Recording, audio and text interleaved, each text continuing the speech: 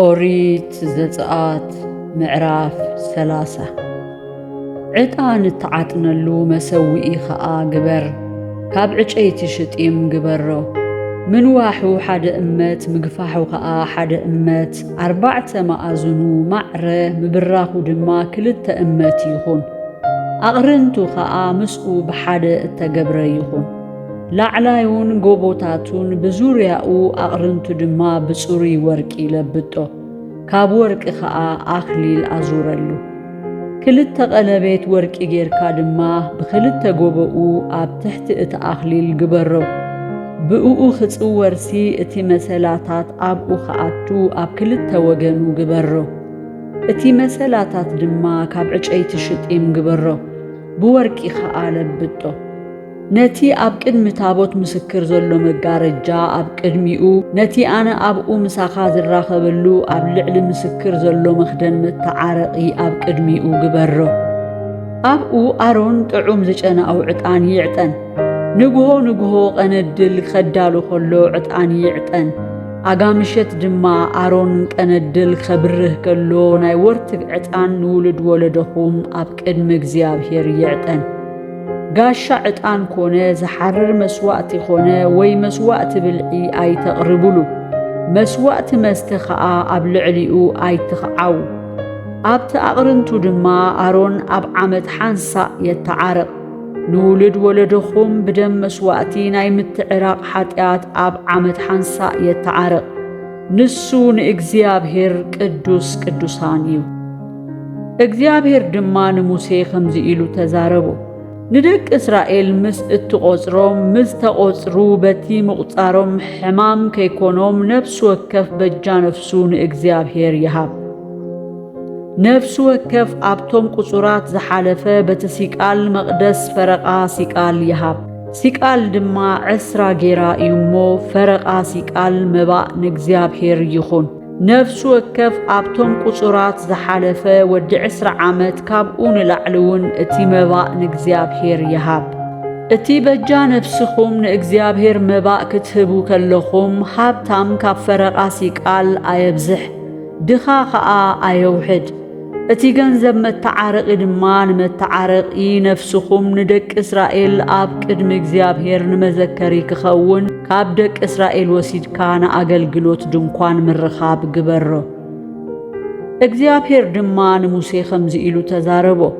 ንመሕጸቢ ዝኸውን ገበራ ድማ ካብ ኣስራዚ ኣጋርኡ ኸዓ ካብ ኣስራዚ ግበሮ ኣብ መንጎ ድንኳን ምርኻብን መሰውእን ኣንብሮ እሞ ማይ ግበረሉ ኣሮንን ደቁን ድማ ኣእዳዎምን ኣእጋሮምን ብኡኡ ይተሓጸቡ ናብ ድንኳን ምርኻብ ከኣትዉ ኸለዉ ወይ ንእግዚአብሔር መስዋዕቲ ሓዊ ብምንዳድ ከገልግሉ ናብ መሰዊኢ ምስ ዝቐርቡ ምእንቲ ኸይሞቱስ ማይ ይተሓጸቡ ምእንቲ ኸይሞቱ ኣእዳዎምን ኣእጋሮምን ይተሓጸቡ እዚ ኸዓ ንኣታቶም ንዕኡን ንዘርኡን ንውልድ ወለድኦም ስርዓት ዘለዓለም ይኹን እግዚአብሔር ድማ ንሙሴ ከምዚ ኢሉ ተዛረቦ ካብ ዝበለጸ ጥዑም ጨና ንኣኻ ውሰድ 500 ሲቃል ዝነጥብ ከርበ ፈረቓኡ ኸዓ ማለት 250 ሲቃል ካብ ጥዑም ዝጨናኡ ቃርፋ ካብ ጥዑም ዝጨናኡ ቃንጫ ዶሪራ ድማ 250 ሲቃል 500 ሲቃል ብሲቃል መቕደስ ኸዓ ካብ ሳና መኪ ሓደ ሂን ዘይቲ ኣውልዕ ድማ ንኡኡ ኸም ብብልሓት ገባር ቅብኢ ተገብረ ቅብኢ ቅዱስ ዘይቲ ቅብኣት ግበሮ ንሱ ቅዱስ ዘይቲ ቅብኣት ይኹን ብኡኡ ድማ ነቲ ድንኳን ምርኻብን ንታቦት ምስክርን ቅባእ ነቲ ሰደቓን ኩሉ ኣቓሕኡን ንቐዋሚ ቀንዴልን ኩሉ ኣቓሕኡን ንመሰዊኢ ዕጣን ከኣ ንመሰዊኢ ምሕራርን ኩሉ ኣቓሕኡን ነቲ ገበራን ኣጋሮኡን ቅባእ ቅዱስ ቅዱሳን ክኸውን ድማ ቀድሶ ዝትንክዮ ዘበለ ኩሉ ኸዓ ይቕደስ ንኣሮንን ንደቁን ድማ ካህናት ክኾኑኒ ቅብኣዮምን ቀድሶምን ንደቂ እስራኤል ከኣ ከምዚ ኢልካ ተዛረቦ እዚ ንውሉድ ወለደኹም ዘይቲ ቅዱስ ቅብኢ ይኹነለይ ኣብ ስጋ ሰብ ኣይኩዖ